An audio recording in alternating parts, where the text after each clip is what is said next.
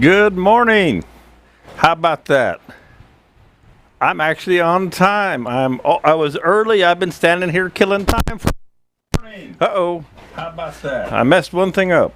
I'm actually on time. I was early. I've been standing here killing time. I forgot to mute one of the monitors. And there I was gloating on myself for having everything ready. And then I had a monitor still on. Jeff Peters. Just popping in today and shoveling gravel to cover a culvert. I'll be in and out. I got information for you, buddy. Here's what we've been drying all night. You'll want to know this. That makes me mad that I thought I had everything all set. But anyway, I was ready a few minutes ago, believe it or not. I'm getting so much better at this, trying not to break my arm. I hope everybody's doing well on this Monday morning. We're going to do a little stabilizing here today. And I got a couple new things for you to work out. That is a piece of Magnolia, all right? And I'm going to explain why I have the Magnolia here and I have this piece of maple here. And these are the two that we're kind of going to work with. The maple is what's going into the stabilizing juice today, okay? The Magnolia will just turn and have to dry it in a little bit. So I know that we're just getting rolling here. I say it's a good Monday morning. Stabilizing. It's one of the little black arts, little black mysteries, black magics. There's a lot of different information out there in the internet world, YouTube land, in the woodworking, wood turning world. I do not claim to be an expert in stabilizing. I have become involved in it. I'd say virtually deeply involved. Spirocraft carries stabilizing chambers, stabilizing resin, all the good stuff to work with, stabilizing and casting and so on. It's something that you could be learning on for years, and there's still a number of things that can happen. So it's not always a perfect science, but we work and we strive to make it the best we can, all right? So, first things first, why do we stabilize? Couple of reasons. Let's say on this piece of Magnolia, this wood I know for a fact now. This was rough turned in 2011, and past experience tells me this wood is going to be soft and punky when I go to turn it.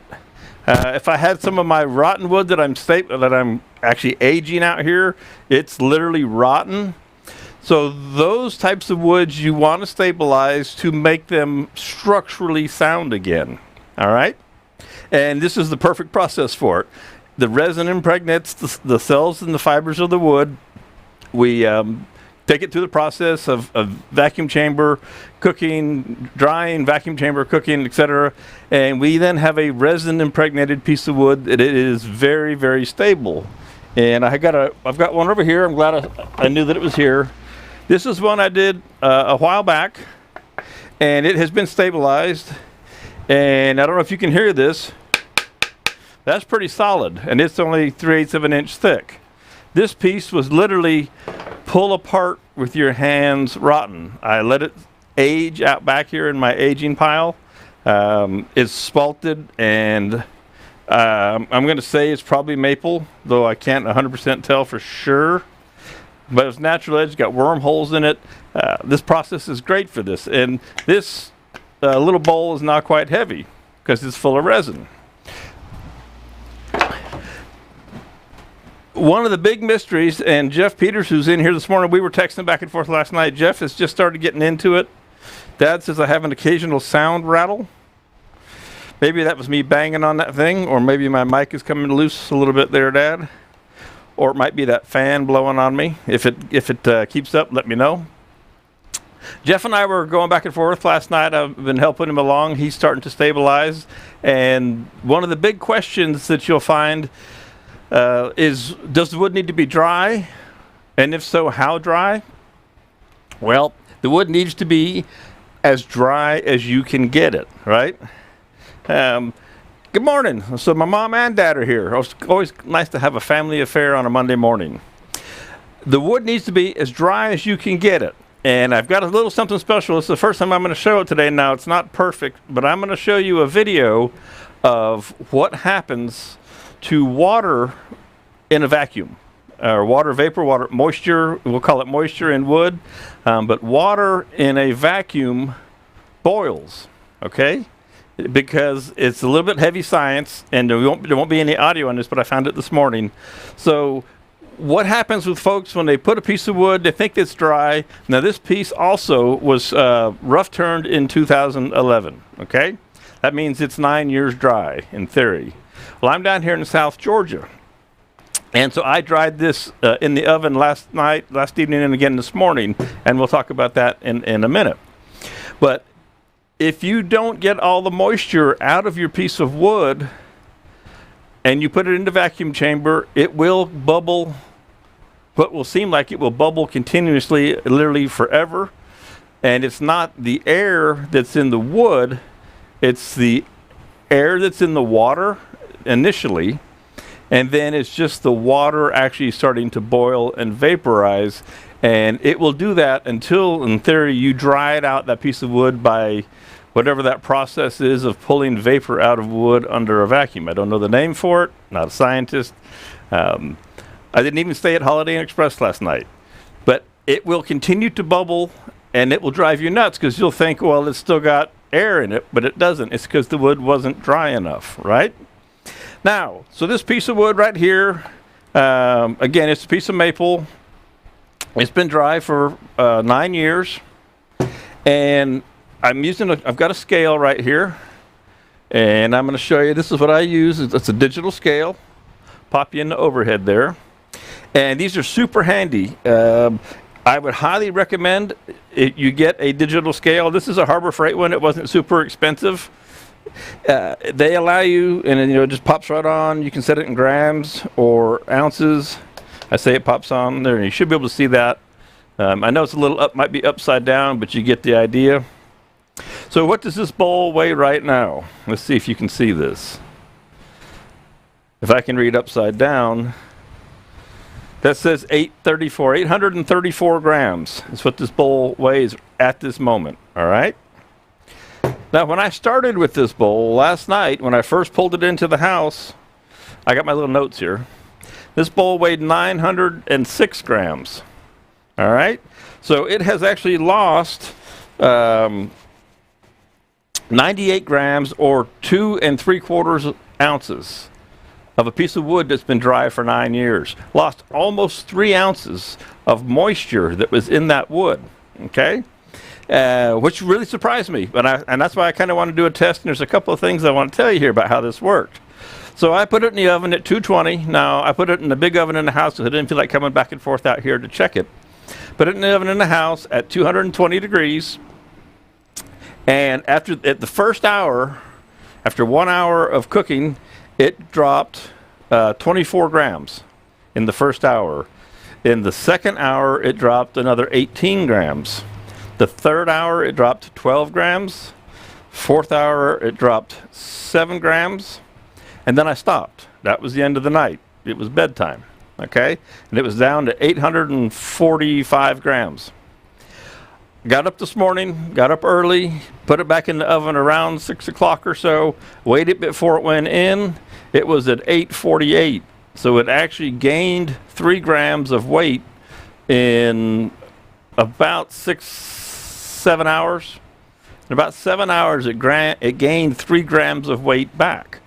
Why is that important? Well, if you get on the internet and you get in the use groups and whatnot, you'll hear about people, they dry it in their ovens in whatever oven method they use, and they'll immediately put it in a Ziploc bag because it does indeed begin to gain weight once you take it out of the oven. It's trying to go back to the equilibrium, the EMC of the humidity in the atmosphere, the moisture in the atmosphere in its current environment. It's always trying to go back there and get equalized.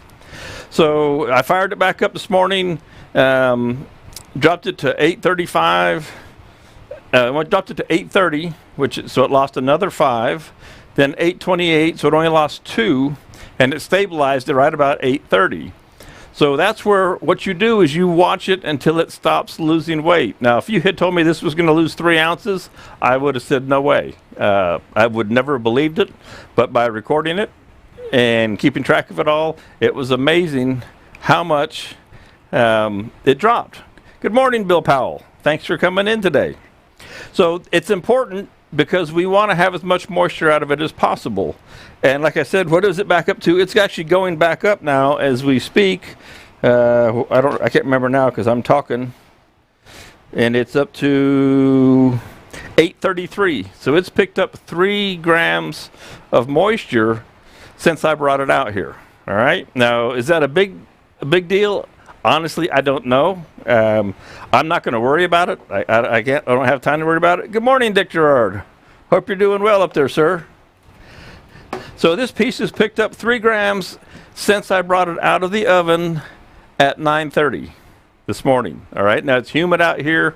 Even though I got AC going and stuff like that, it's humid. It's picked up 3 grams. It'll pick up, I bet you it's going to have 5 or 6 in it by the time it gets in the pot. Now, I was talking earlier also about different reasons to stabilize. So punky wood, this is not punky. This thing is hard as a rock. But it has this big hole in it, and it has this big bark inclusion. And let me go overhead for you so you can see what I'm talking about. It's got this big void on both sides, right? And I want to eventually cast this in resin to fill this, and I'm not sure exactly. I may cast the whole thing in a thin cast with it filling that whole big void. So I want to make sure that I'm introducing as little air as possible into my resin cast in the future. So I'm not stabilizing this piece for this portion of the wood. Not really, because that's pretty solid. But this bark area and all in there, that's going to have more potential to hold air bubbles. Now, stabilizing resin does not fill voids. It doesn't fill cracks. It doesn't fill holes. It fills things at the cellular level, right? So that's what we want to do. Now, I could just drop this into the vacuum chamber right now and turn on the vacuum and say, okay, we're good.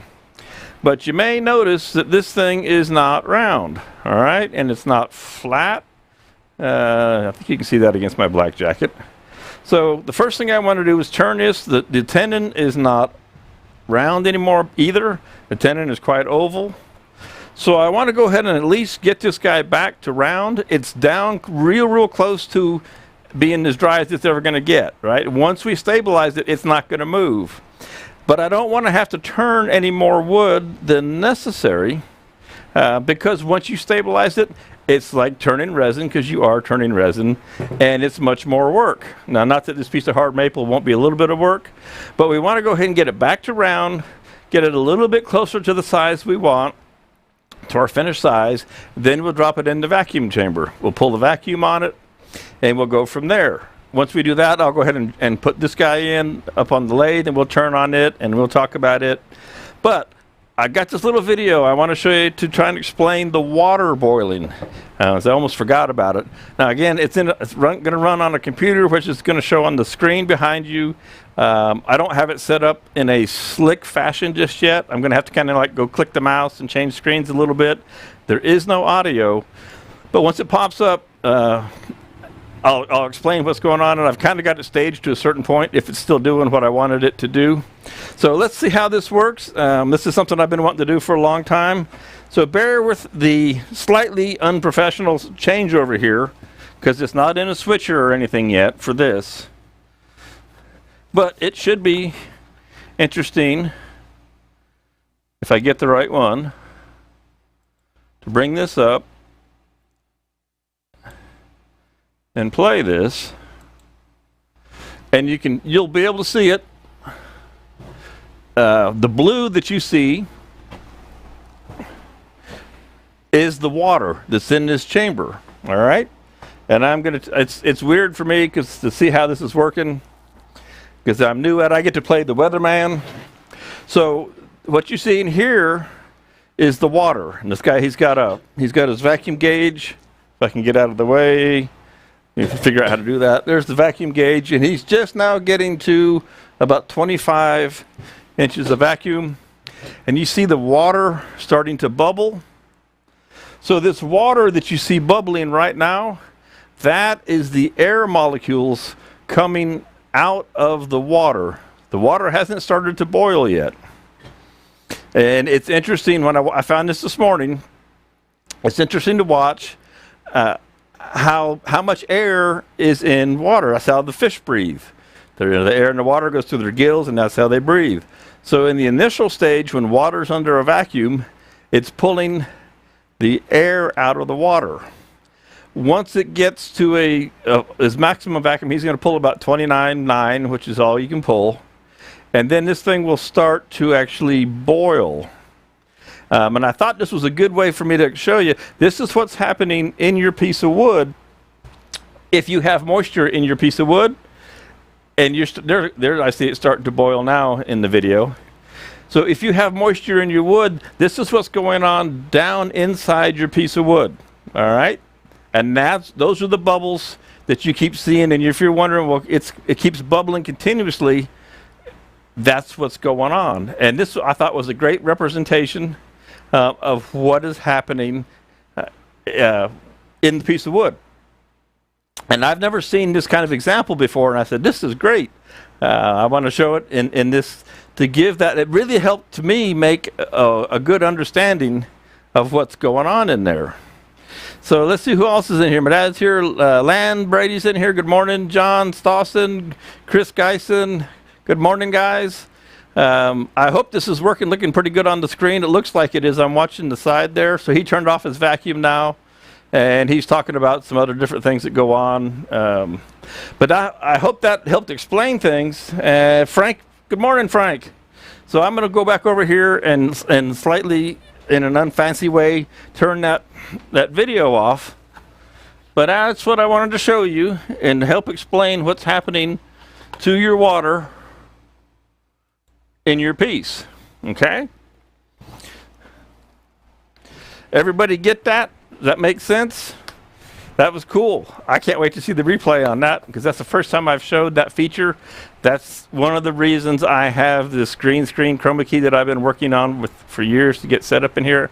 I'm happy now. I used it for the first time. I'm going to give myself an applaud. Cool beans. So, first thing I got to do, let's go ahead and get this guy turned around, turned back into some fashion, and it's pretty whacked out.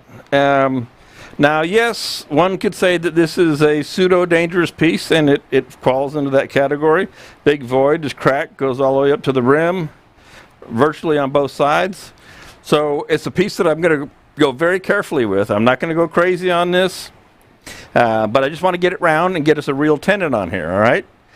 So if you're working with a piece like this, again, exercise utmost caution. Wear your face mask, stay out of the way, be careful, listen, all those good things that go typically with turning essentially a dangerous piece of wood, right? Now, you could cast this just like it is, right? But that'd be a whole lot of extra resin to turn and a whole lot of extra resin to cast that you're going to throw away. And why throw away money, all right? So let's see if we can't do this safely. I've got a rubber chucky mounted up in the Vic Mark for my inside, just to hold things. And I'll bring my tailstock up. And we'll see if we can't get this guy to center up some.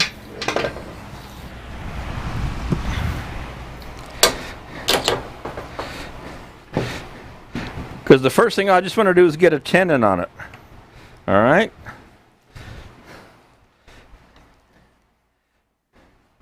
Now this thing is pretty out of whack from the way it warped over the years. It's a lot more out of whack than I expected, to be quite honest. What's really crazy, look at this though. The tenon, I need to move all this over because I had that all out of the way so you can see the video on the screen. Come here. So I'm going to slide everything over to where it's in the right place.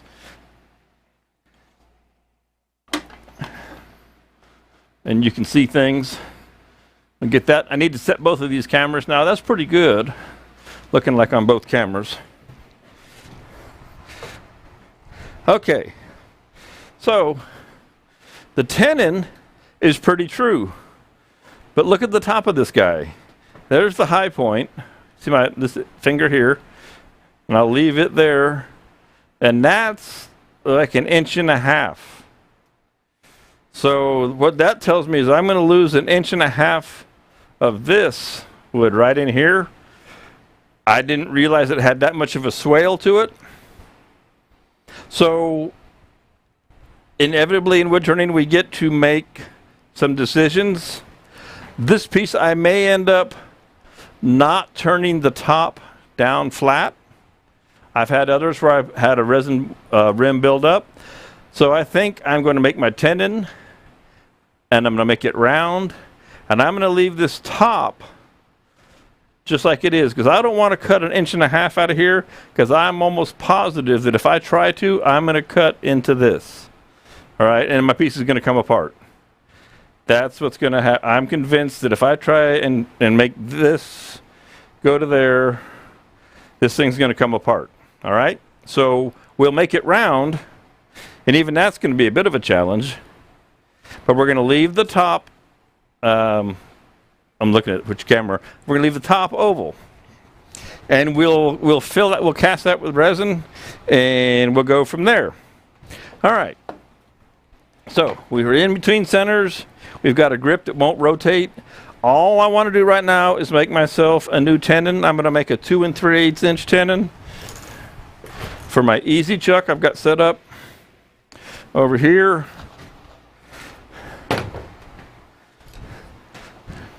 I'll go back to here for a minute so you don't just have to look at the bowl all the time. I'll give it to you from the end so you can see what it looks like from there too.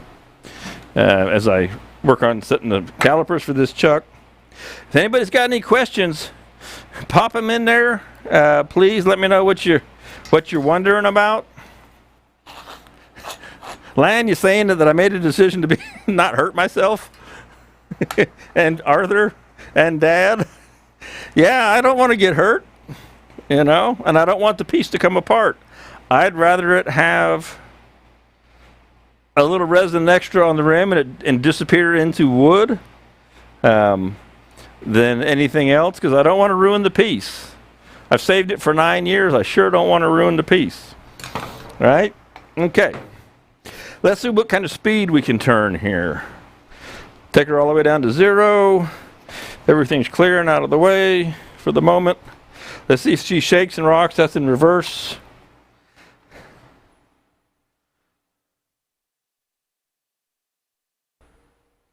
Oh, she's actually balanced pretty well. Now she is pretty far out of whack, even in the round state. So we'll see how that goes. All right, that's about 9:25. I'm going to stop right there. Art says, call it personality. I'd agree with you there, Art. And let's make this tenon. I think I'm going to come in here. Oh gosh, I don't know. I'll use everything today. I'll use a little bit of this, a little bit of that. I think I'll start by flattening it out with a little bowl gouge.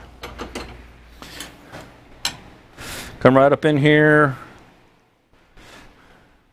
If I haven't abused it too much. I have to concede that I didn't get around to sharpening things this morning. I'm pretty bad about that sometimes. But I got enough of them in the stack over there that if one doesn't have it, another one will. All right. Best view for you is on the end there. It does look like, you know, you can't see much of what's going on in the overhead.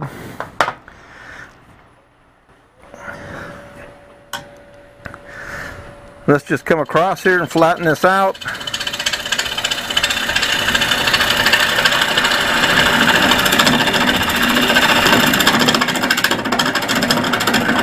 Again, this wood is hard. I mean, this is a piece of maple and it's pretty hard these days.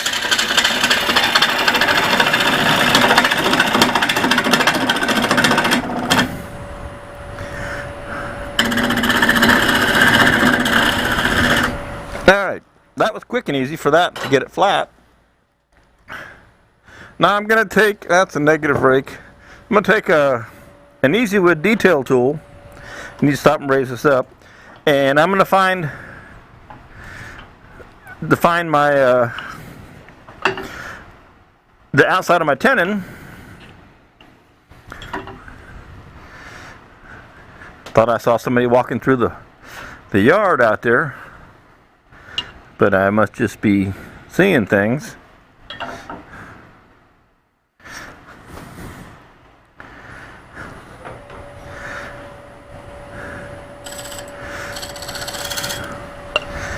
So it looks like about, and I just like to make a light little cut, like so. Check that. So that looks just about right.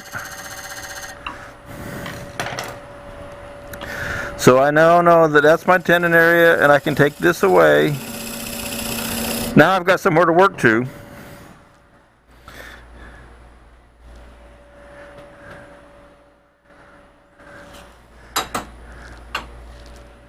I just grab a little 1/4-inch bowl gouge. This is my Carter & Son tools.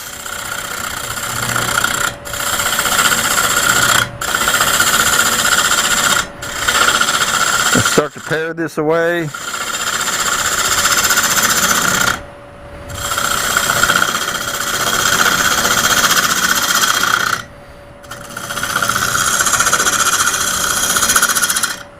That's still the best shot looking at things. The overhead, I've got it a little bit too far to the right.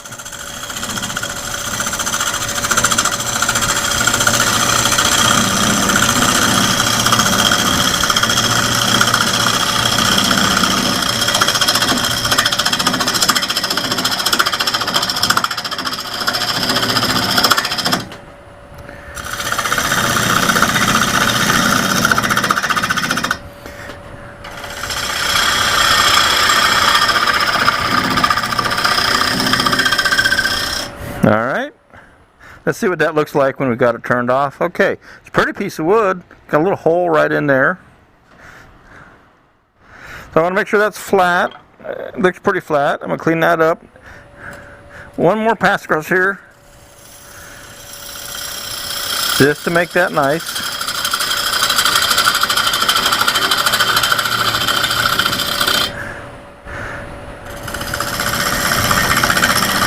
I need to put a little dovetail on here. Let's see how the detail tool in carbide works. If it wants to do that a little bit easier. This is a fantastic tool, the Easy Wood tools. And that's cutting that a little bit better. So I use, if I got a tool that's not doing what I want, I'll change tools in a heartbeat. Doesn't bother me in the least.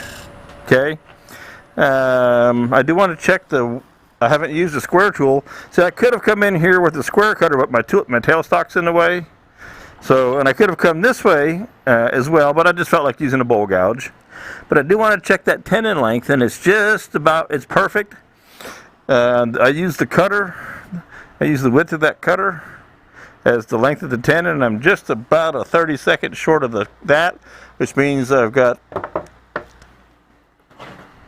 a little bit of room to play with. I want to go ahead and get rid of as much of this right in here as I can so that it doesn't have a chance of hitting the bottom of my chuck. I know that the point is up in there pretty good. We want to make sure that this is concave, of course.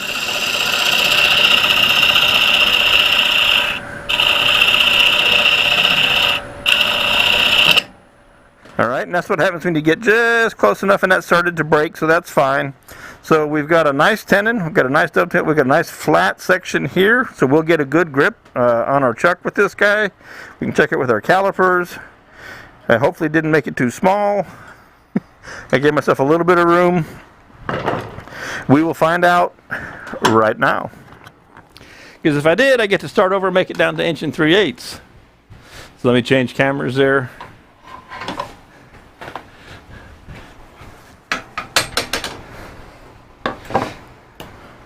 Get rid of that. That shouldn't be a problem. In the center, I may clean that off with my chisel, just real quick. Of course, my chisel always eludes me whenever I need it. Yes, I know. I'm supposed to put things where they belong,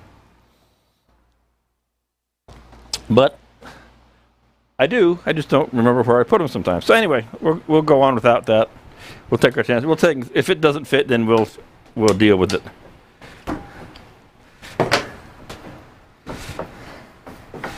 Rubber Chucky is handy. I don't know if Don Doyle, if you're in here this morning or not. Rubber Chuckies do a good job. All right, we'll find out here in just a second. I finally figured out there's a banging. I don't think you can hear it through the microphone. They're paving the road behind us. And on Saturday when I was out here, I kept hearing all this banging, and I couldn't figure out what in the world was going on. Oh, we're all good on our tenon there. Make sure the chuck is in there snug. Make sure I'm good on the bottom. And in the overhead now, you can see that I have, 3/16 of an inch here in my gap. So that's a good, nice, close, tight gap. Nothing to worry about there. Nice and as secure as that's going to be.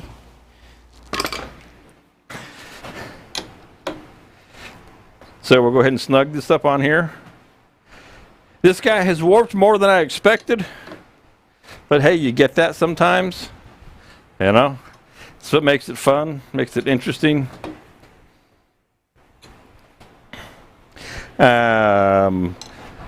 I will run the tailstock back up in here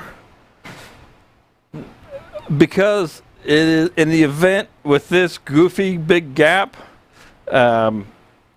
if it was to somehow catch, I could knock it out of the chuck. So whenever you can run the tailstock to be safe, let's do that. Now, if the thing flies apart, well, that's not going to do me any good, but it sure won't hurt. And I'm actually going to use that same rubber chucky again in here so that I don't drill a hole into it. Let's fire this right up on the tailstock live center. Thread that right on there. These things are pretty handy. Handy's a shirt pocket. Now at least if I do something crazy happens in here, the whole thing's not going to come flying off. Just part of it. Like I said, I'm going to leave the top out of whack like that. All right. Let's see what happens when we start to clean up this profile. Now I'm going to go to the overhead camera for you. And I'll start in on this guy. Let's see just how far out around this guy is. So there's the tool rest up in place. That's my shadow. Sorry about the shadow. So there's the biggest portion. Oh, that's pretty much. That's a lot. This could be an interesting one. We may keep changing our mind on this today. So there's tight. And there's all the way away. That's 1 1/8 over there. That's 1 1/8. And I only have 7/8 of an inch. I only have 7/8 of an inch in wall thickness. Which tells me, theoretically, as I'm thinking about this, that I don't have enough wood to completely turn this round. All right? So you have to rethink. Let's see what happens here. Now what I'm going to do is I'm going to take my marker. This is how you can check. I'd rather use a pencil. Let me find a pencil. And it's going to be tough because this thing's so far out of whack up and down. If I have a pencil handy, if not, I'll use the marker. Because I've got a feeling this thing's going to be all kinds of different by the time I get done with it anyway. So I guess we'll go with the magic marker. You can check your in and out. Okay. By looking at the ghost image. I hope my head's not in the way.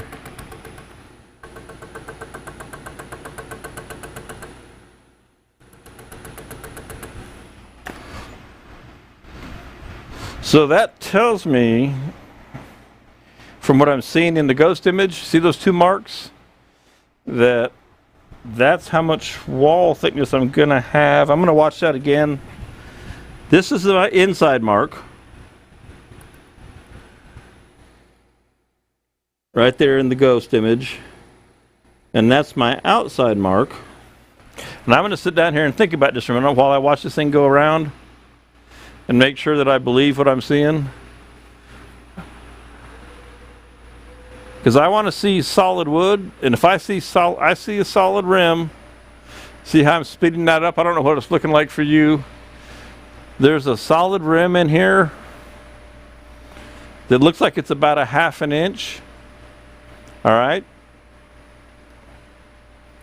So I think, and I'd be happy with that 1/2 inch thick wall. Actually, I mean, that's kind of what I want. So I think I'm going to go with this. I'm going to take the chance on it. And I could end up proving myself all wrong here. All right. But I think we'll go with this and see what happens.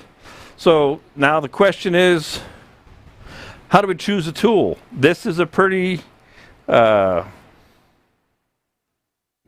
you glue any of the bark? Nope, I'm not a bark gluer. I'll take my chances with it. Though it's not going to really affect it land. If I were to, it's just one more step, and I've just kind of never been into gluing it on there, because if I was to use the natural finish, even though this one's going to get full of resin, you could glue the bark. There's no question. You could glue bark down in here, if you wanted to, unless I think I see it coming loose. I don't think I will, because I'm not that far out around down in the bottom where the bark is, only up here on the top edge. But you could glue that to make sure that it was going to stay in and nice and stable. My tool of choice. So how do I choose a tool? I want a real light cut, right? If I use a bowl gouge, the tip of a bowl gouge, that'll work. It could be a little aggressive. So in this case, I like to fall back to the small round cutter on the EasyWood tools, the #1 hollower. It's got the little CI5 cutter on it, and it's just going to take a light little cut, and I'm going to go about it lightly, just to start cutting this guy down. All right. So that's going to be my approach. Yeah, land, to the note of gluing the bark on, I was at a demonstration at a symposium years ago, and so I got nothing against it. I really don't. But I watched a guy, and he was doing big natural edge pine pieces, and he spent half the time gluing his bark on, and then when he finished, he sanded it, and then he had the lines, and that just kind of was a turn off to me. And I thought, well, just, and it wasn't loose. And that's what I found strange. It wasn't loose. He just glued it as a matter of course. Okay? All right. So let's see what happens here. #1 hollower from EasyWood Tools. Got the small CI5 cutter on it. We're going to get it the center axis of the lathe. We're going to make sure, turning it by hand, that it's not hitting. We're going to bring the controls over here, because I'm going to stand way over here. So I can work this whole profile.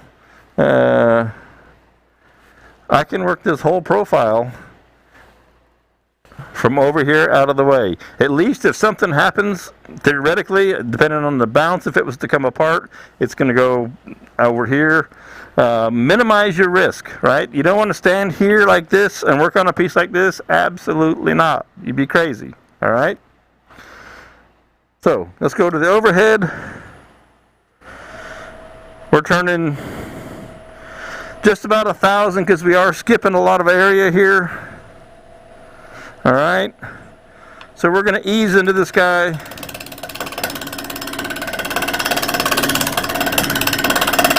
Kind of start to see what happens. The beauty of having these cameras is I can actually look at the overhead that you're watching on a big monitor in front of me.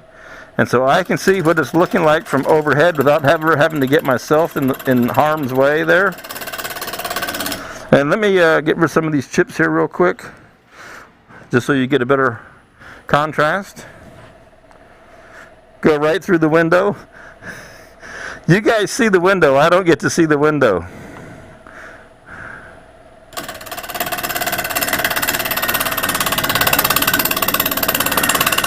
So again, very gingerly, very lightly. I'm not in a hurry on this piece. I'd rather take my time and have it stay together than get in a big hurry.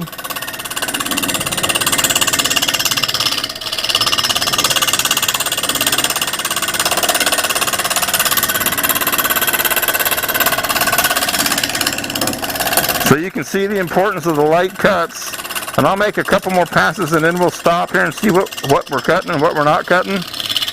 See, when I'm down here at the bottom, there's virtually nothing that's out of round right here. So it warped way up on the top at the big, and that's where they do warp. They warp more as it gets bigger. And this one having the natural void in it, well, that made it even more so. Okay, let's take a stop here. So we're cutting over here just fine. Obviously, we haven't gotten to this yet. All right, it's going to be kind of interesting. So this area, I'll go, yeah, so this, from here to here, will slowly get smaller and smaller and smaller as it comes down in diameter. Okay.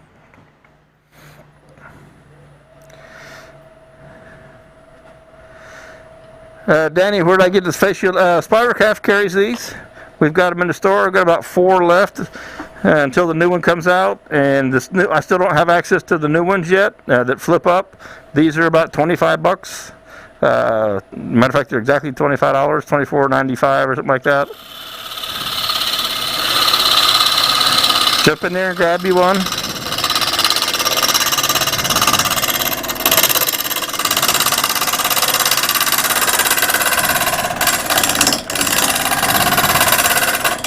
I was just thinking while I was cutting, which is scary, we'll weigh this when we're done and see how much it weighs, how much is picked up in moisture, but I'm taking wood away, so that won't work, will it, Bradley? That was a bad idea.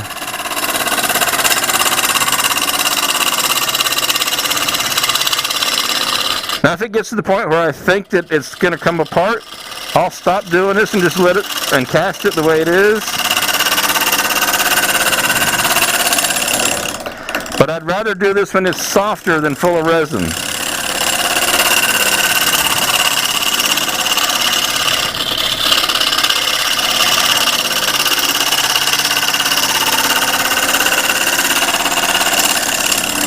And yes, this one makes lots of noises. That's kind of scary because we got a lot of stuff going on here.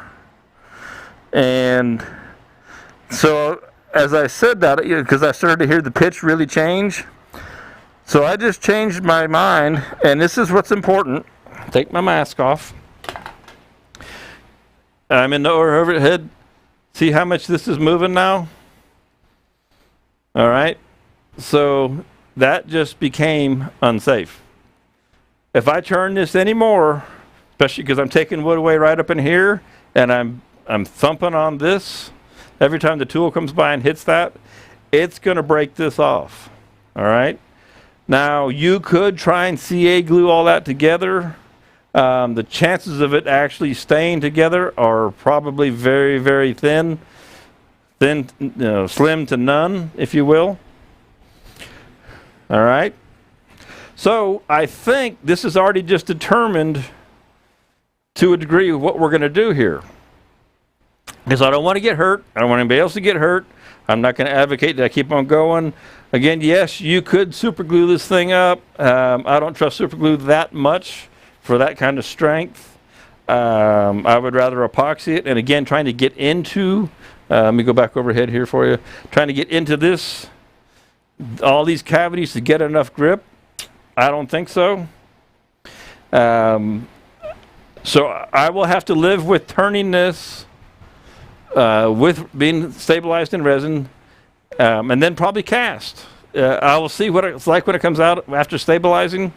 So, and if it's not strong enough when it's stabilized, then I'll cast the whole thing, and then I'll turn it down to the shape I want. So that's a little bit more resin work. But instead of giving up and losing what I've got, which is pretty cool, and I've got plans for what I want to do with this, I'm thinking of it as a window.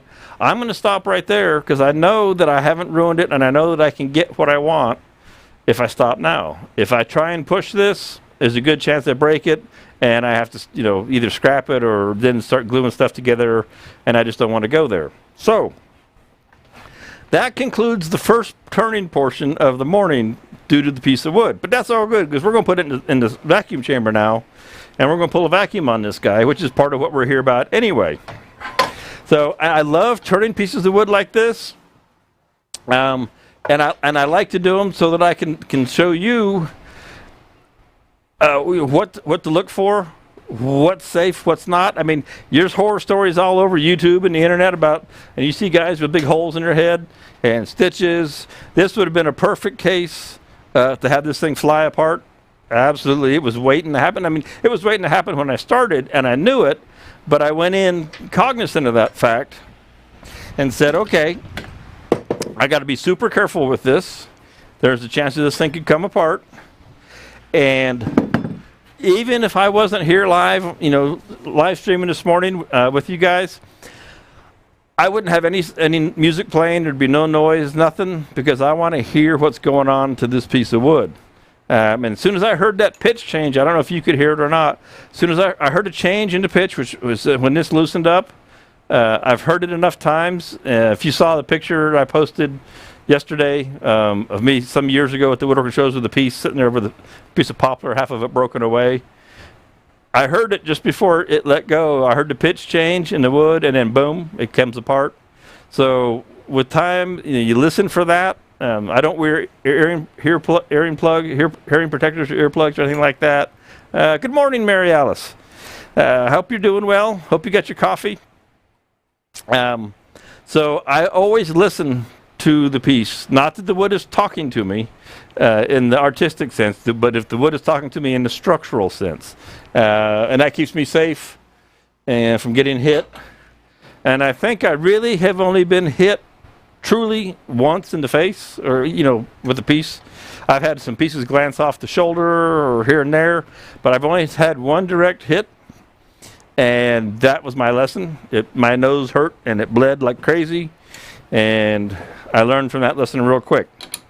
So this guy comes out of here. It'll make for a little bit more interesting in the resin part of the project, but that's all right because this guy is goofy. I probably, but I don't know if I don't have anything here. I don't know if I can. I probably can't sand that. I probably don't have anything to sand it off with. If I can get that marker off of there real quick, I may not be able to since it's indelible and I don't have my sander here. If I can reduce this marker so that it's not built into the piece, if I can make it look like an ambrosia mark, will that be all right? You can see it's actually kind of coming off a little bit. That's why I wanted to use a pencil, but I couldn't find a pencil real quick. Now, being this is the high point, that'll probably get turned away in the end.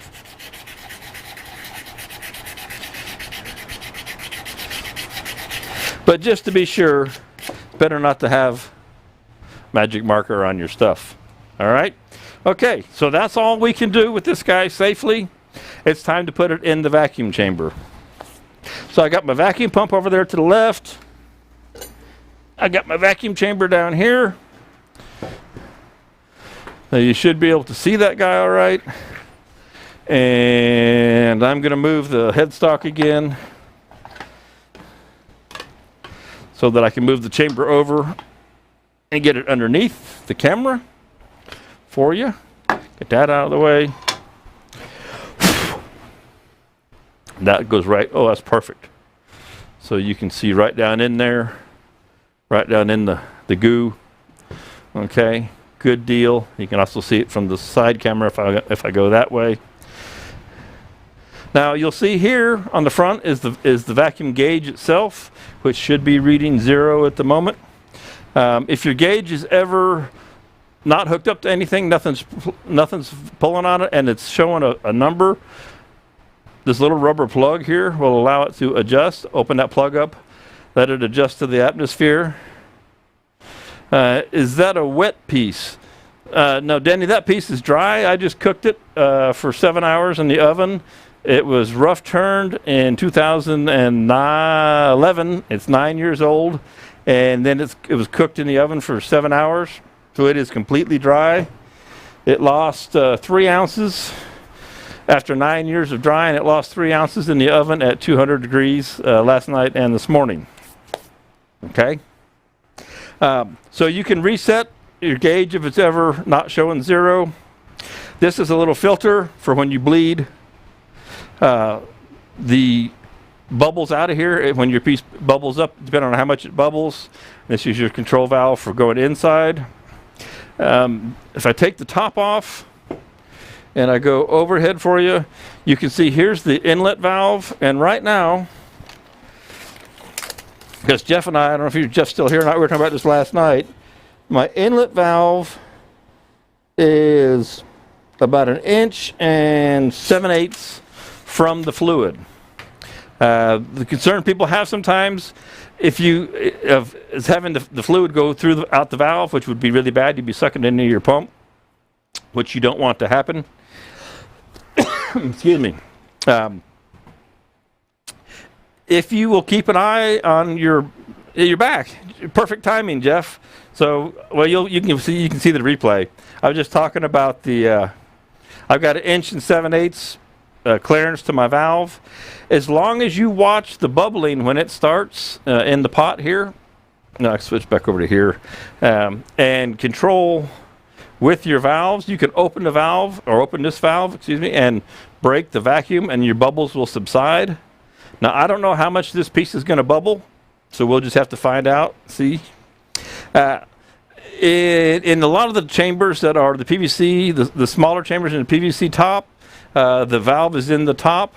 These are glass vac chambers. It's a piece of glass so that they won't flex, they won't warp, and they won't get eaten by the resin. So they don't drill a hole in the glass. So it goes in on the side.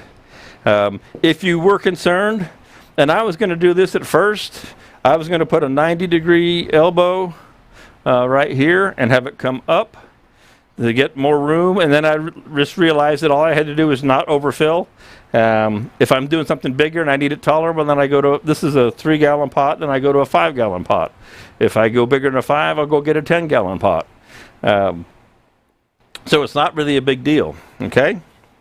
Now, this resin looks all dirty and nasty, and it's got some dye in it. This is a batch that I've been just working with for the last year or so, and I dyed it myself with some pink dye, some water-based dye, just kind of doing an experiment. It is not dyed with any of the commercially available dyes.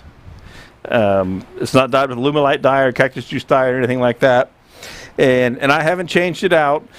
So the resin is, depending on what you get and how many gallons and whatnot, it's about $70 to $90 a gallon, which seems expensive when you buy a gallon of juice. Well, I have done God knows how many pieces with this, and you only use whatever gets absorbed into the wood. So once it's activated or catalyzed, it's good for at least a year. If you store it below 70 degrees room temperature, and this is another little interesting test I've been doing for you guys. I read stories about cactus juice setting up, crystallizing on people at 85 degrees out in their shops, and even this is from Best Value Vacs, and this is actually made in the UK. This is aerospace heat cure resin. They're all very similar, the same long chemical name from the basic premise of it. This comes out of the UK. This has been in my workshop next door for the last year and all summer this summer, and it is 96, 97 here right now. The lowest it gets is in the low to mid 70s overnight, and it jumps right back up. And I have yet to see anything crystallize. So I'm kind of doing it as an experiment just to see if it really will go set up or not.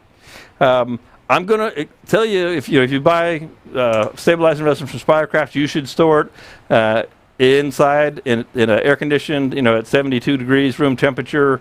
I think the jug actually says 65 to store it. But I'm just experimenting, and so far I haven't seen this crystallize, just for what that's worth. Okay, so it's got it looks all dirty and dingy in there. Now, when we drop our piece in, there's a lot of things that you need to think about as far as how are you going to keep it down, right? And this one just fits in the pot. This one, and this is the reason we need to turn this one does not quite fit in the pot, right? Now it will after we turn on it today. So your wood is going to want to float. Now a lot of the chambers, especially the tall pen chambers, have a plastic piece that pushes down, a grid or a guard that holds things down. Over in the shop I've got a piece I made out of like soffit vent, so I can put a weight on it when I'm doing bunches of little burls and stuff like that. Well, with this piece, it's just a bowl, and so I'm just going to drop that down in there, and you can see it's going to float. Now, I happen to have, and I know this probably makes my dad cringe every time he sees me do this, I have a chuck. This is the first chuck I ever had that my dad gave me. This is a Barracuda, and I have completely worn the gears out of the back. And they will not sell me a replacement gear, so the chuck is essentially unusable anymore. I mean, the corners are all worn off. So I have dedicated it to become my perfect weight for weighting down things in my stabilizing resin. It's a water-based resin, and the chuck hasn't really started to rust. It cleans up with soap and water. If I ever really wanted to go start using it again, I could. That would be no problem. But I need a new ring gear in the back, and Penn State won't sell me one. So it does a perfect job for this. It's got a lot of mass in a little spot, a little bit of space. All right.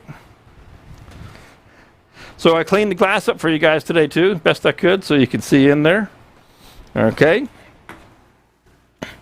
Now, one thing I do recommend, I can't do it just because the nature of me moving stuff around all the time.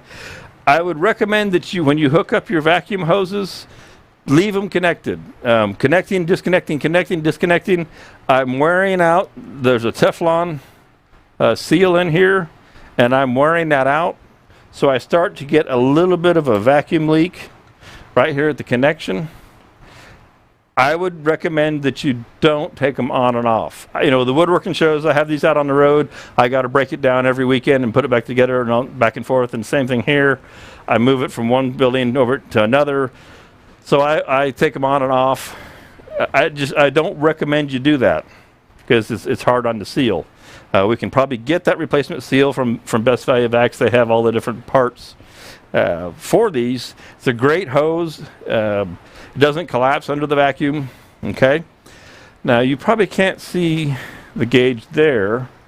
So if I turn this sideways and go to the side camera, you'll be able to see both the bubbles, if it bubbles at all, I'm sure it will some, and you'll be able to see the gauge. All right.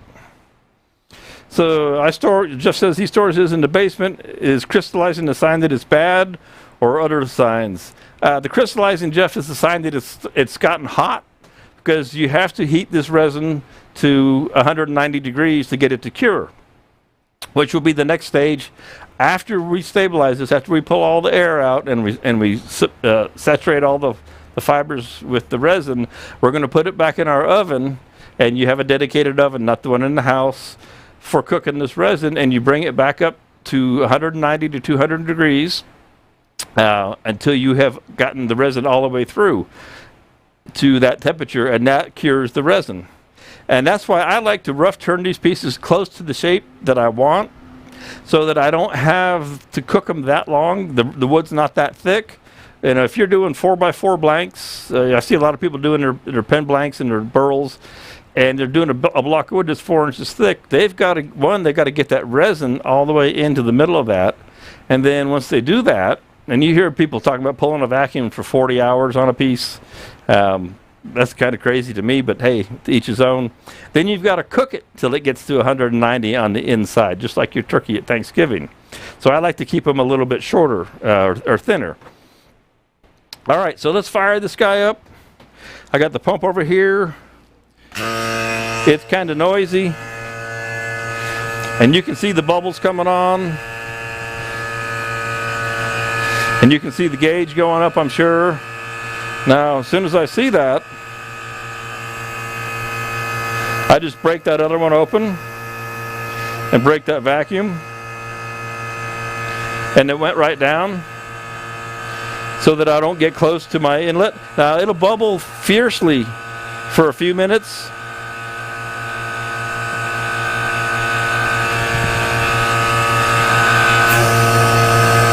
And then you break your vacuum.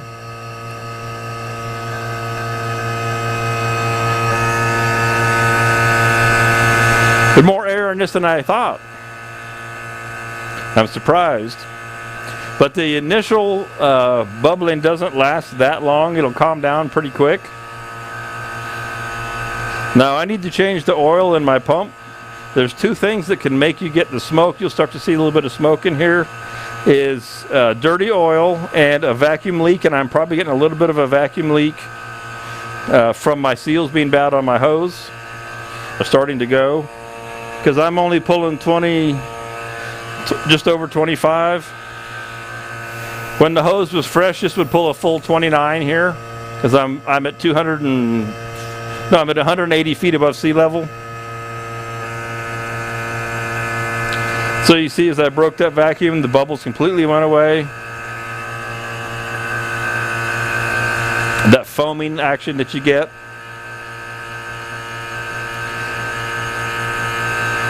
And you'll run your vacuum until it stops bubbling, or if you decide you want to stop sooner, you can. And I like to cycle mine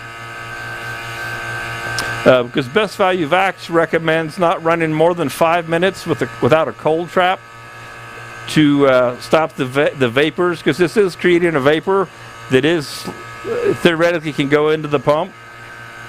But see, once I bled that off, and I know you can't see the inlet.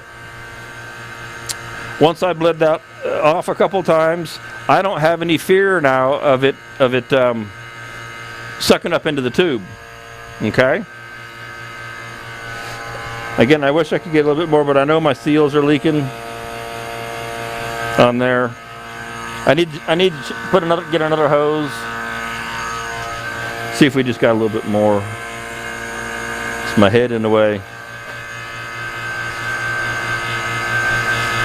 So instead of going on and on and on with this thing running like this, that's the premise. You're down to the simmering stage now.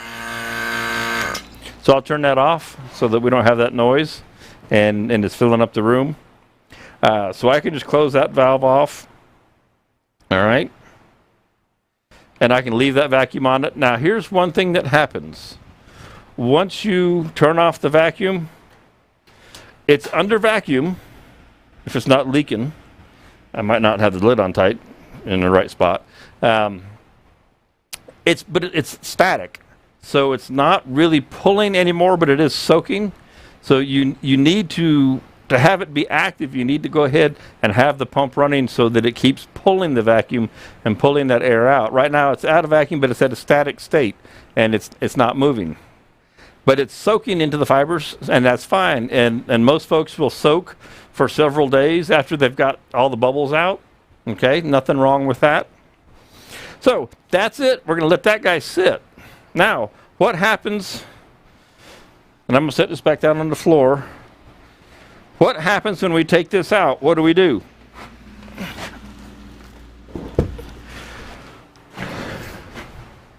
Well, once we've taken it out of the pot, I let mine drip dry a little bit. Now, see, when you do bowls, you got to have a bigger oven. And so I've got another oven for the shop that is a regular oven. Haven't put it in yet, but that's the plan. So far I've been able to get everything in my toaster oven. But a toaster oven works for small stuff, but also toaster ovens are 110 and a regular home oven is 220. So if you're going to be running a lot of heat for a long time, you're going to save money if you're running at 220. And as you start, you find a toaster oven that this will fit in. Okay, I don't think you will. But you don't want to be cooking the resin in your house. Trust me, I did it once. I won't ever do it again. I did it in the winter. I opened all the doors. It still stunk, and it hung around for a while. So don't ever do that. But you're going to cook this at 190 to 200 degrees. 210 is about the most. You want to be sure that you get it cooked all the way through. You can get it too hot. All right. If you get 300-400 degrees, you're gonna ruin your piece. But if you leave it at 190, 200 degrees, you can't at that temperature overcook it. It won't hurt it. You can just keep on going. It'll be fine. Not a problem there. So get it in your oven, and there'll be some that oozes out. You may read about, especially with the pen blanks, people wrap them in foil. All the foil is doing is helping keep the resin that drips out from dripping into the drip pan. I just go ahead and let it drip into the drip pan, and then I break it out or chip it out of there, so it's not a problem. So you don't need to wrap them. You don't need to do anything like that.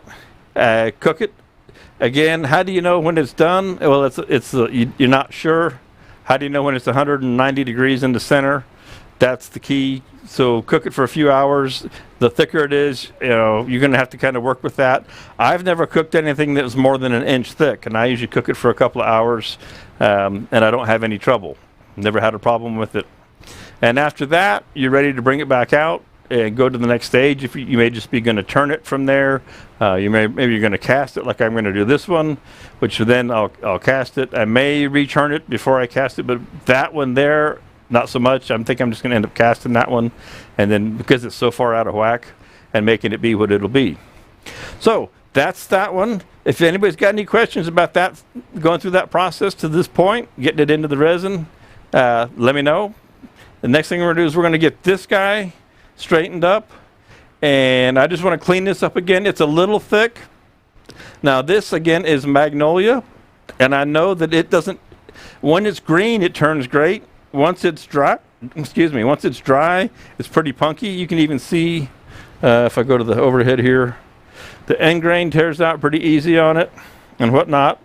That's actually not really a pith, but it's whatever was in, this was a really weird tree. This came from, I think, down in Atlanta, and it had all kinds of strange convolutions in it. And it makes pretty stuff, but it does kind of yellow, and this grain is all over the place. So it's going to be an interesting piece. And again, I want to fill these windows, as I'm calling them, with resin, and then have the natural wood showing. So let's get this guy squared away. It's still got screw holes in it from the faceplate. So let's get this mounted up to where it can be turned. And we'll go ahead and turn this. We'll cut it down to size. How are we doing on time? It's 11:09. That's good. So I'm ahead. Again, if anybody's got any questions, fire away. Let me know what's on your mind. It would have been fun to have turned that piece a little bit further, but obviously it was going to come apart, and that was going to be a bad deal. We didn't want to go there. The rubber chucky fits just right in these 2-inch jaws. My Easy Chuck has 2 3/8, and it won't quite fit. So we'll go back to the Vic mark for getting this guy squared away.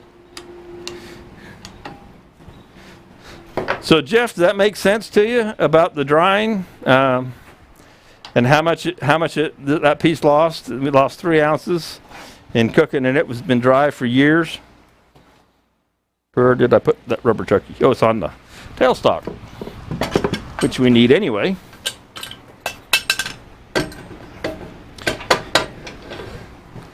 We'll just change this from one end to the other.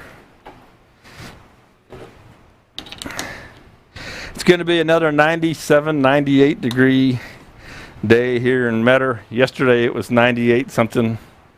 I watched NASCAR in the afternoon. I took the afternoon off. All right. I don't have a point in the middle, but I do have an X. Let's see what kind of luck we're going to have today.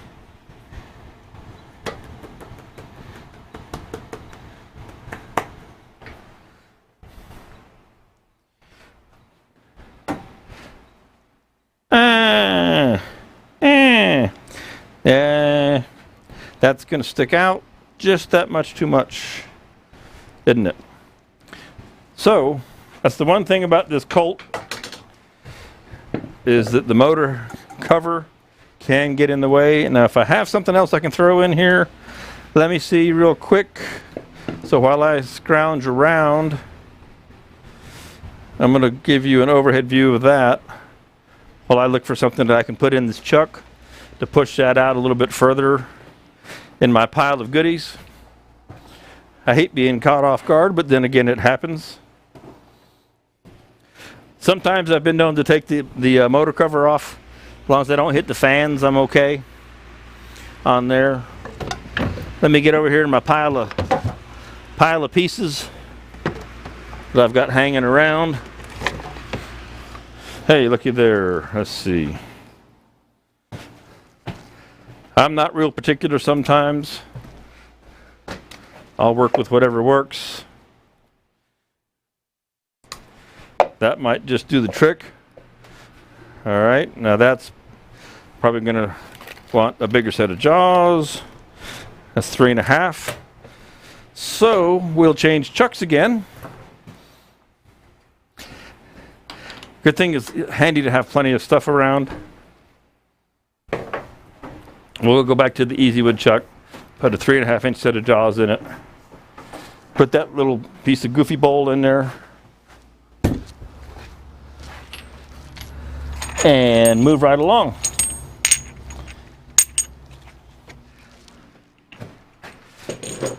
The beauty of the Easy Chuck is you can change jaws in 30 seconds or less. Yeah, Jeff, getting it dry really is the key. And there's also, issues about the density of the wood. How dense is the wood? There's a lot of different variables that come into this process. That's why it's hard to sometimes give one exact answer to what might be going on.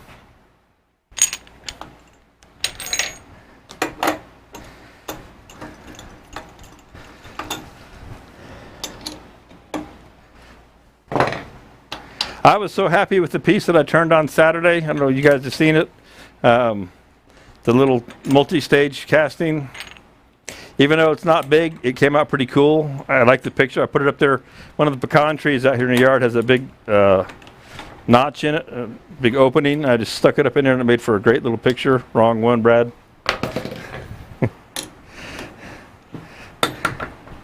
And this is my piece here. Let's see, that should hold it off far enough. This is just a little friction, reverse chucking. That does the trick. I clear by 1/2 inch. All right, back to where we were trying to be before.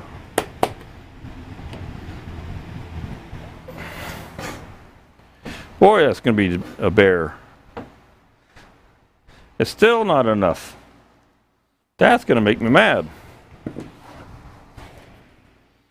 Let's see something else here.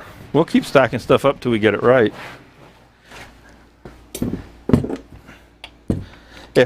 Worst case, I'll pull that cover off. But, all right.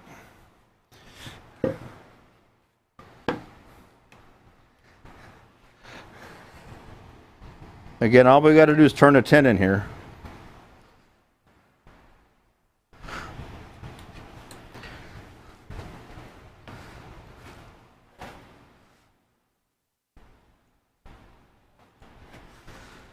We'll just kind of see if we can't get this a little bit squared up a little bit more.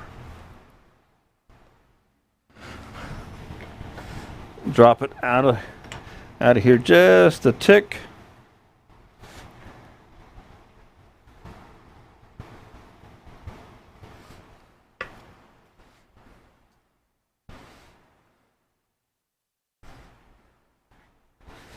And chasing it around. That's why I like to put a center mark in them when I can, when I remember to. I'm getting worse. Let me double check my dealie inside here. Okay, that's staying right where I want it.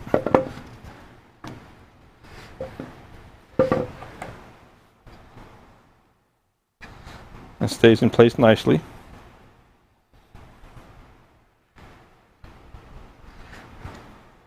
And it may just be way out of whack, and if it is, well then we'll just make it round. That's looking like a little better shot. There, I can live with that. So now you can see that it's not too bad. We'll push everything back over where you can see what's going on. Get this back in the middle for you.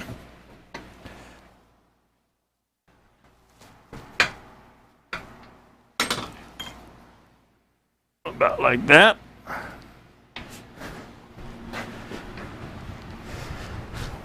And then you can see from the end as well. That end shot looks pretty good, looks like.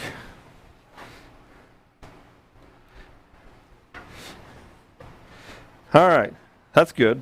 So we've got enough pressure there. Now we've got a real long, this was on a faceplate. And let's see what that is. That's 4 inches. So I'm going to go ahead and make this my tenon, put my shoulder on this. So I'll leave this shoulder, this entire shoulder in place. We'll turn our tenon into this guy. All right. I think that's the plan. I know that's the plan. That should do the trick. And I know that I'm going to need my chisel if I can find it. If not, I'll use that.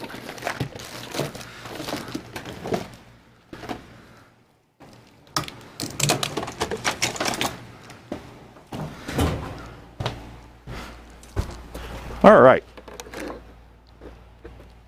So you'll see how this wood will actually, this will look dusty. It'll turn, when I turn this, it'll be powder and dust in the air. Hey, Corey. Good to see you, bud. Because that's just the nature of this stuff. All right.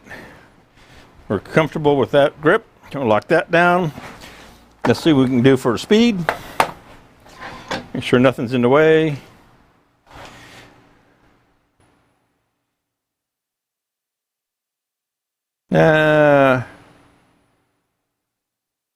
Oh, she's happy for making our tenon.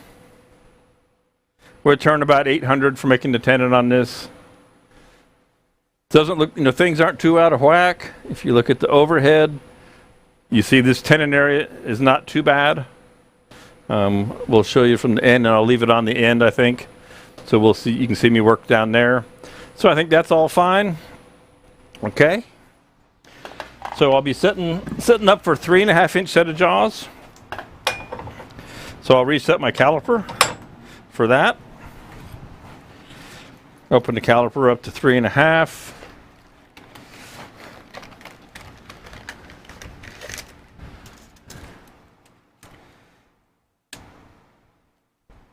I must have done that 1,000 times. That's 3.25. That's so close.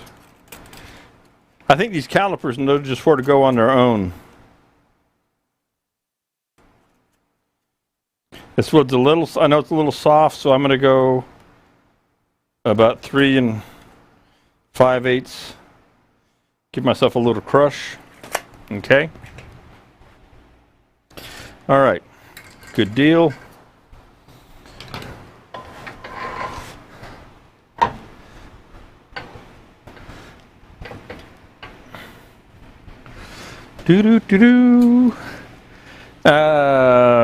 Gosh, we use whatever we want to get rid of this at first, because we're gonna make our tenon. I wonder what that is down in there. Is that? Well, that's just about right inside there. So if I turn to this inner diameter, then I just have to cut the excess away. And boy, that's just about right on the money. I don't know what I was thinking however many years ago. This is from 2011. Craziness, huh? Let's just take the wings of a bowl gouge and take some of this off of here.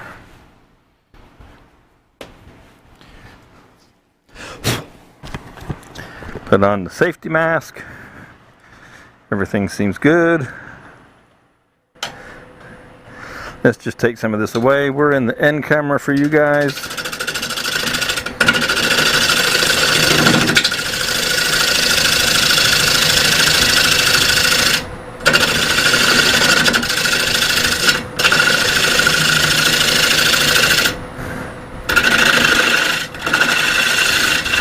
So I've got my guide in there for that area that I had turned once before.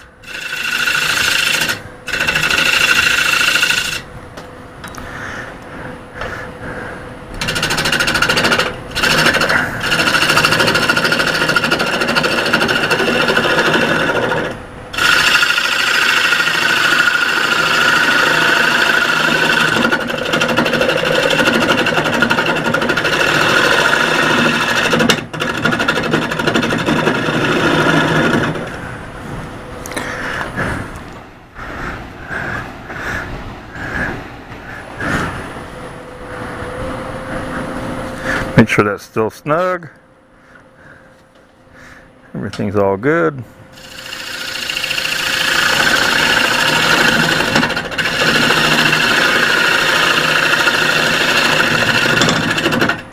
Alright, we'll just go this way a bit.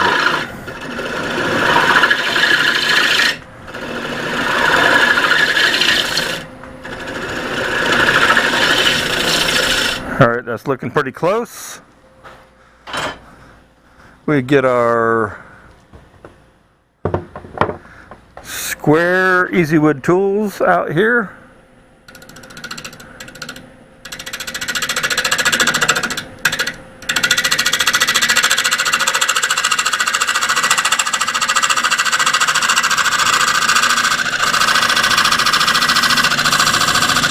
So that makes for the right length for my tenon.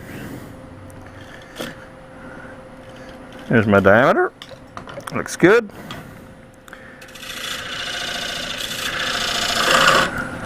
Raise that tool rest up a little bit.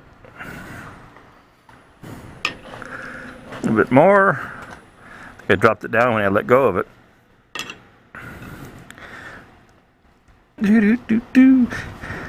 We'll leave this as our shoulder. We'll clean up that shoulder, obviously.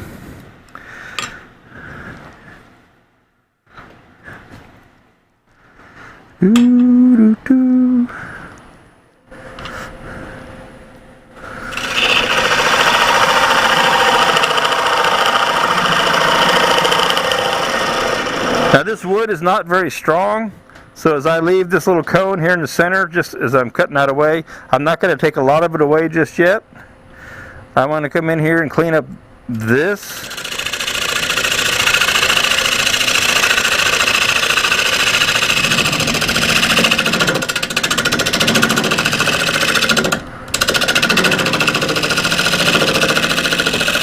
Okay. Now what I want to do is I'm going to go ahead and turn the outside of this while we've got it turned around the best we can, because I can't get to this area once I turn it back around.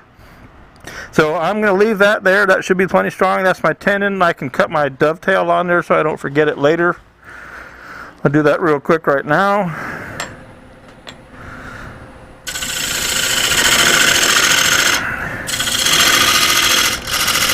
Okay, there's my dovetail. Just finished cleaning that mess up. Okay. So that's our chuck jaws are going to set on that rim right there. We've got a little extra material for a base. There's our tenon diameter. We check it with our thing. We should be good. Now we've got a big old hole in this guy, and we've got end grain that wants to tear out and things like that. It's real hard because I don't have a faceplate or anything on it back in here. So it's going to be hard to get to it with a bowl gouge. So I think I'm going to stay with some carbides just because I can get a good angle on it. I'm not worried about the overall finish right now. That's really not my issue because we're going to be putting this guy in stabilizing resin. It's going to get returned again. So I'm going to go for the easiest approach, easiest method for me to get this guy round and trimmed down a little bit.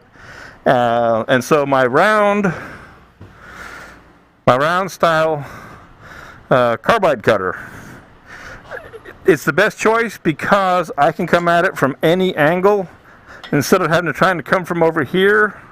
Let me show you here. So if I was, with a bowl gouge, I'd be trying to be like this, but with a round cutter, it doesn't care where the handle is for the most part, so we can do lots of different things. All right. So let me make sure this guy is good and stuck, and I'm gonna dial the speed up a little bit. Make sure nothing's moving, because going by this hole is going to be, it's going to be an issue. It's going to want to click and clack and tap and the tool jump. So I think the best view for you guys is the end right there. All right. Now again, this does have holes in it. I'm going to stand over here and do my work. I'll be here. I can come all the way around with this round cutter, and I can get all the way to the top. I can move the tool rest, but I can stay over here with this piece that's, older. It's got a hole in it. There is a little crack up in the rim. So I want to stay out of the way of this guy, right? Because I'm going to turn him up a little bit more. If it'll let me. No, it won't let me, so I'm going to have to live with what I get. For right now, it's the happiest. It's happiest around 800. And we'll stay right there, okay? Always like to go faster, but especially with the void in it. So that's how I'm going to work. So I'll go to the end view for you.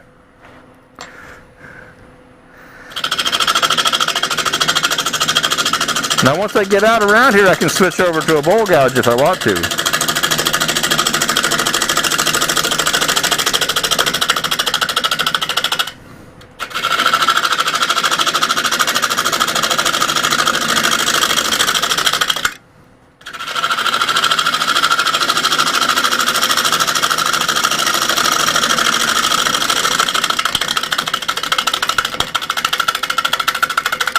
That's obviously where the hole is. So we're cutting all the way around right here. You can see because of the speed, and this wood is really soft. It's really pretty, but it's really soft and it tears out a lot. Okay. Let's see what we can't do if we switch over a little bit to a gouge. How much of it we can get in here. I've got one that I like the shape of, that I can get pretty close in here. We'll see how this does.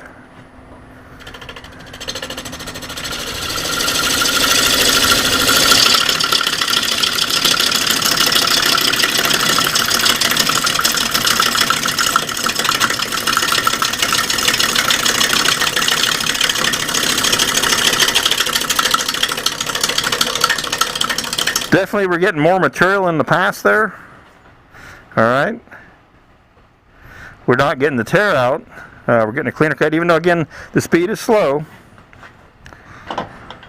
We're getting a better cut. I can't quite get down into there. All right. So let me move this camera like that, which you can't quite see yet.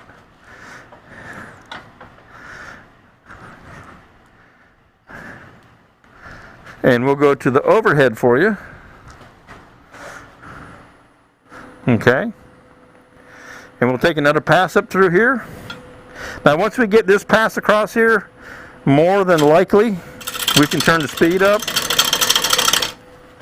And I'm going to turn left-handed just so I'm a little further out of the way.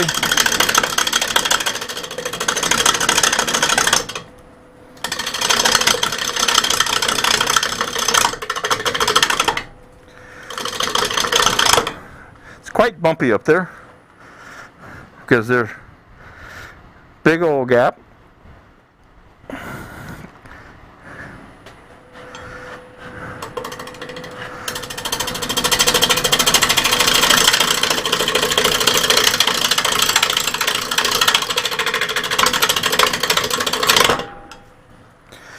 All right, we're going to come at it from the top end and see if we can't get a little bit of better approach on this.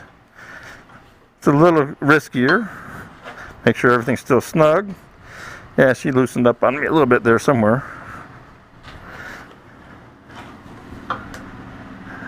It knocked it around some when it grabbed like that.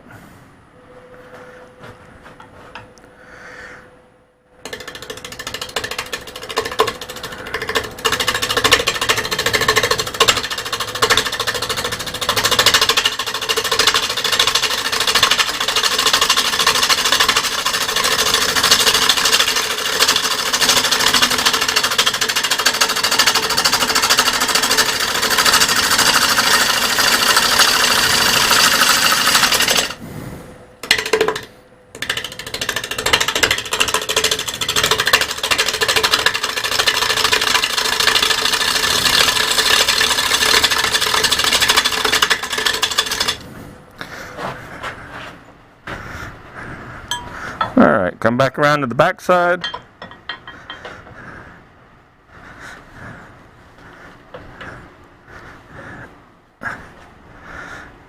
That's a lot of interesting void there to deal with. Let's see if we can't. Now we can get some speed. We should be able to cut a little bit. Let me check my wall, double check my wall thickness. How much have I got in here? Okay. I'm alright. Give myself a good angle.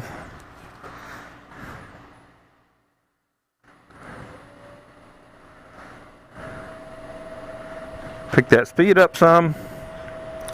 Lower that tool rest down just a little bit.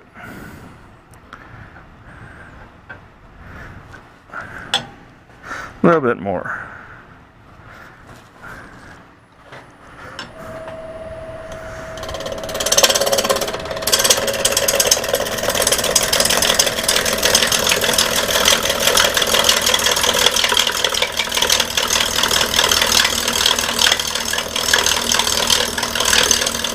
Sounds scary, that's for sure.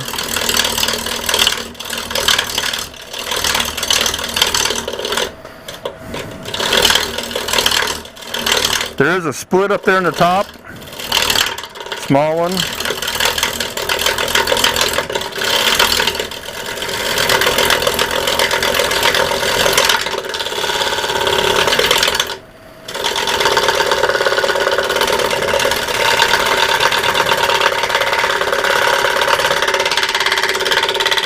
So what I'm going to do now is switch to a very small gouge. Take a lighter cut.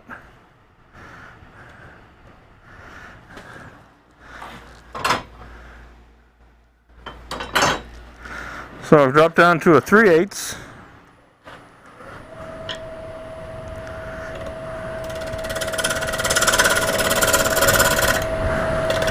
Still no overhead there.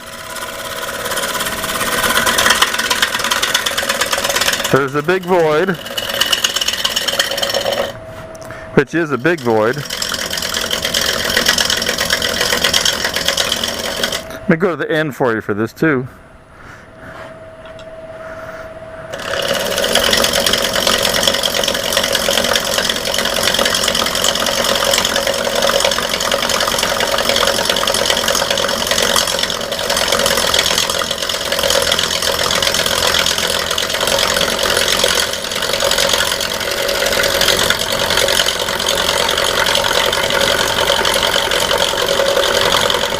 So we can see that cleaned up nicely again. You know, it's where the hole is here is such a jump, and this is really soft, and then the tool jumps, so it's hard to get you. If I was turning 1500, 2000, that would smooth out, but it won't take that speed right now. At least it wouldn't a few minutes ago. And again, we don't need it to be perfect, because we know we're going to turn it away once it gets resin in it.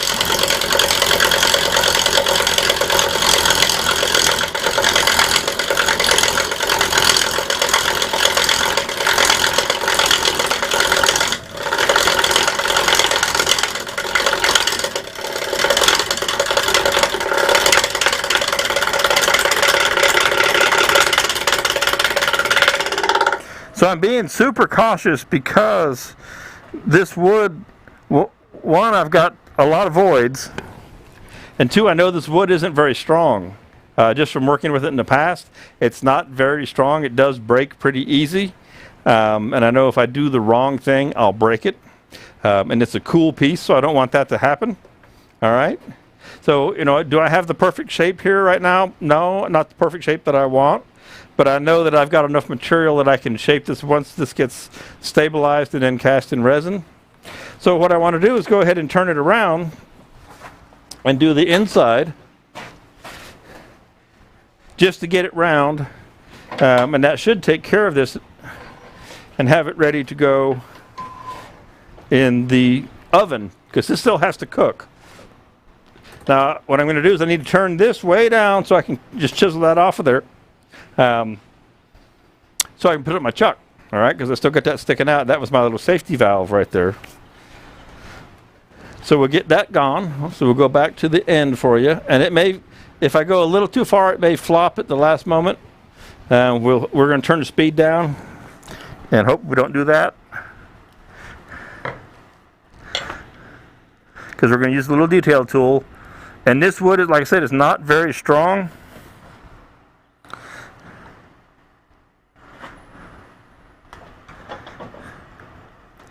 There we go. So we won't have her turning real fast here. About 700.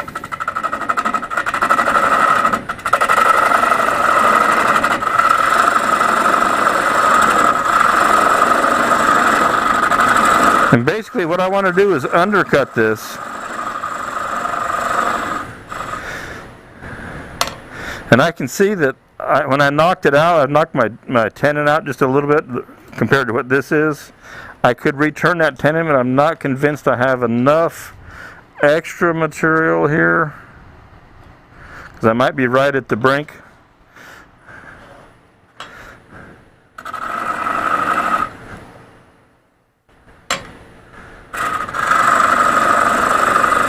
So we're going to kind of cut a little cone here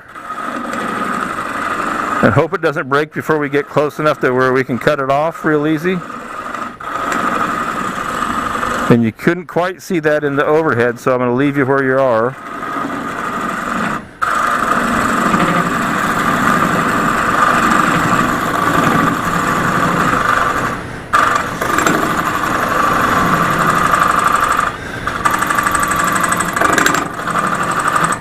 And I think I'll stop right there. I'm pretty sure I can get that with a razor knife as soft as this is. Okay. Because I didn't want to take a chance of breaking it, having that little piece snap and breaking it, because it's got a big old split in it already.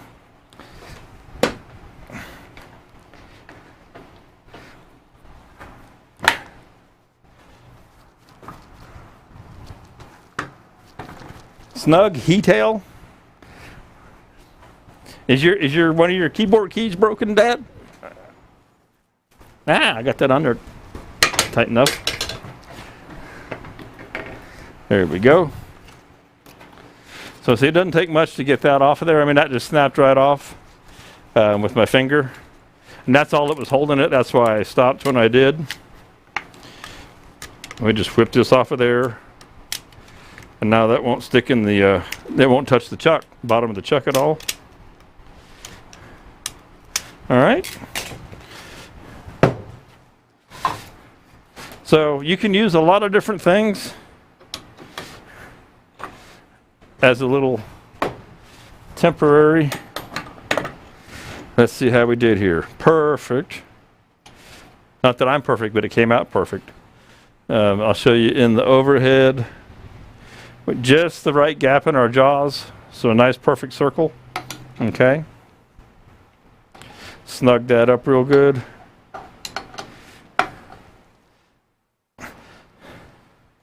Now what'll happen is, because this piece will get cast in the resin, and I'll do what I call like a double bowl. So I'll take a bowl for a mold, an outer bowl.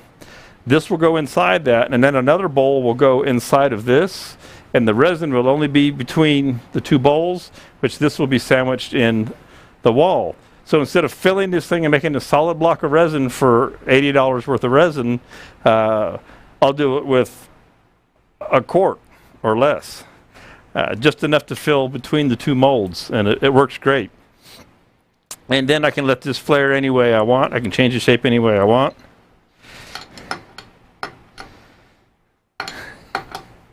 That was a delete. Gotcha, Dad. Yeah, the keyboard over on the chat column there for me the M doesn't work anymore. All right, so we need to go inside this thing, or I want to anyway, just to clean it up. Let's see what it looks like in there. Let me show you from the end how she spins.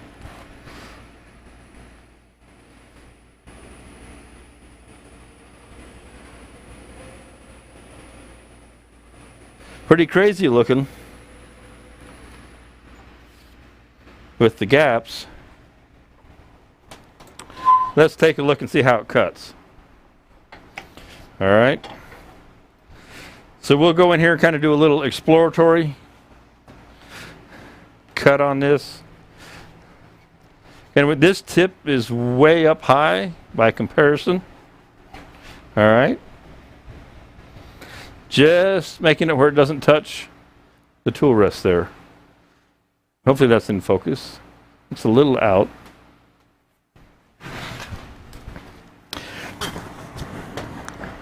If this is too noisy, I probably won't do too much to it on the inside.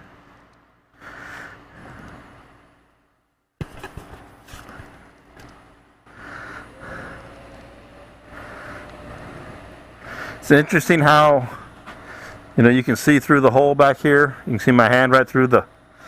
So it's not a real solid piece. So that's why, you know, we need to be ginger with it. Gingerly. We'll start way up here.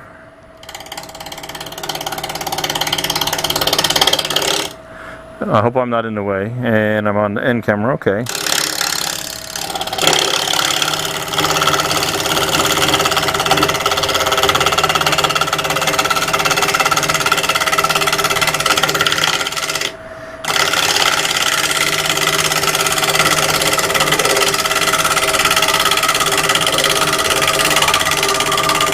We'll just work our way right down in here. The wood is not hard. You have to be careful because the wood is actually so soft that it's easy to overcut.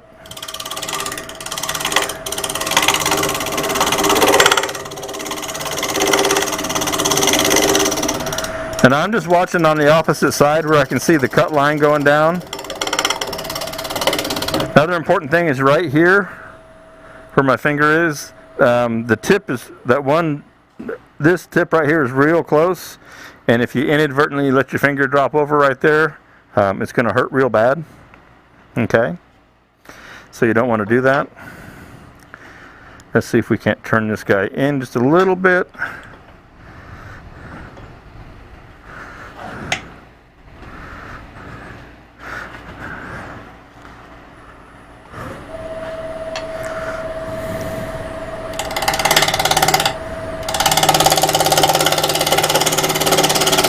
Again, the closer we have it to the shape that we want, or the thickness that we want when we cast it, the less we have to turn really hard resin.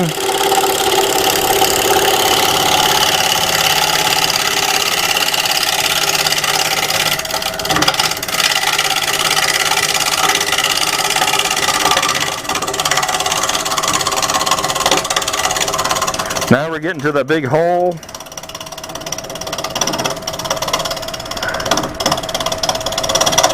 Let's come across the bottom there.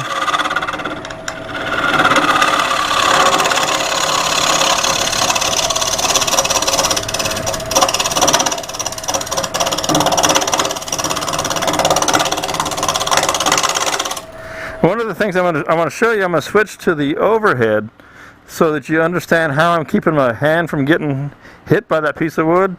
So as I was running along, the back side of my hand right here, right on my little finger, and well, I guess you call it the fleshy part of your palm of your hand, that's my guide.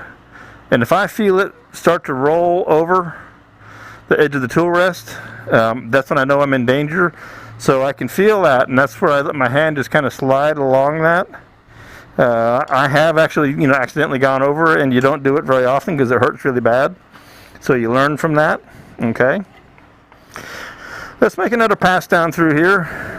When you cast, will you use vac or pressure, or can you just cast at atmospheric pressure? So Arthur, in this one, I'm going to do both. I'm going to put this. I'm going to dry this piece out in the oven, put it into a vacuum chamber, and stabilize it. Stabilizing it will get it nice and strong, and then I can shape it down real close to the final shape that I want, because it'll be strong once the stabilizing resin's in there. It won't be weak like it is right now. This piece really is really weak. So I will stabilize it, turn it as a stabilized piece, then I will do the resin, the epoxy cast, in a pressure pot. So I'll use both the vacuum to stabilize it and then pressure for the epoxy cast to fill my windows. My plan is with the new clear resin we're developing to make these be kind of a little window on the world. Not necessarily clear. And I'm also, if you remember from a couple weeks ago, where I started dyeing the resin after the fact. So I'm playing with some different ideas there. And so these are some of my test pieces for those kind of concepts. So a lot of different things are going to go on with this piece. A lot of what I'm doing these days is experimental new things for me, new processes, new ways to use the products that Spiracraft has, which makes it really, really fun for me and helps me, find new ways that I can and show people to be able to use the products that we've got. So let me make one more pass down through the inside of this guy. There's some interesting stuff down in here. This is like going caving, kind of. So let me drop you back into the end shot for one more time. And we'll make maybe one more pass, and then I think we'll probably wrap this up today. I know I've had fun. This has been exciting. I haven't turned any of this Magnolia in a good while. The piece I have called the Horns, if any of you guys know that, is a big yellow piece with a bunch of crazy colors, black and pink swirls on it. It used to be on my banner, made from this same tree.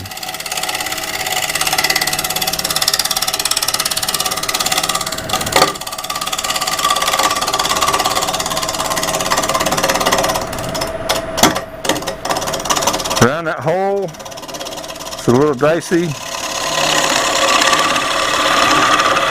I'm a little low, but that's all right for what we're doing. Okay, I think I'm going to leave it at that. I think that guy's ready to stabilize because this will dry quick. It's not very thick. If I grab a set of calipers, we'll see. It's half an inch thick, maybe right now, at most places. That's as far as that caliper reaches. And the very top is a little less, the top's a little thinner right there.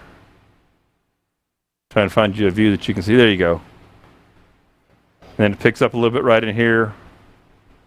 So that's enough, because you want to leave yourself enough to work with to reshape and return to get it the right size.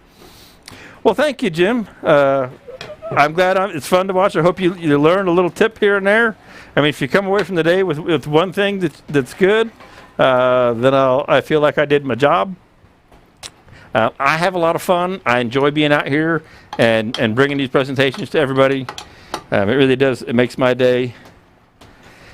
I didn't break anything today, which is good, because this piece has got its potential. Right? I mean, if I put this in the overhead again for you now, you can see the big old holes in it. And if we turn it from the inside, you can see, this, like I say, literally is like going caving. There's all kinds of little channels and grooves. And this wood is super soft. I mean, I could just pull that out with my fingers pretty easy if I wanted to. So that's why I was really being gentle with this piece of wood. Again, once I put it in the stabilizing resin, it'll be like this guy, and it's solid. Okay, makes it nice and you can turn that guy like crazy. I could take that way down thin if I wanted to, and it wouldn't be an issue. So these, again, I don't even know what that is from out in the pile. The bugs had a field day on it, which is cool. So I'm looking forward to this. You know, we got tons of material in the bottom, so this whole bottom can get reshaped. I'm not worried about that funkiness, because I'm 1.5 inches thick here in the bottom, so lots of latitude there. So when that guy gets dry, and I'm hoping that I turned that small enough in diameter to where it'll fit in that 3-gallon pot. Once that guy comes out, this guy will go in the pot and we'll stabilize it, and then I'll bring him into the roundup here, the lineup at some point. Chris, thank you. But you're welcome. I thank you for coming in. I hope everybody stays cool. I know it's hot down here, and I'm looking at the weather. It's going to be hot everywhere across the country. So stay cool in so many ways. Stay safe, stay healthy. I'll see you guys next Monday. I do have a special event coming. It's not put together yet. I'll hint that it has the name Sorby attached to it. Don't have any details enough to give you, but there's something working in that realm. I just put out a little teaser for you. I know that's mean. Dad, great demo, but scary. You see me do scarier stuff than that, Dad. So anyway, everybody, thank you very much again. I appreciate it. Always enjoy the company out here. I'll see you next Monday. Look around for things I post during the week, and you never know when I might pop up. I'll take care, and I'll see you next week.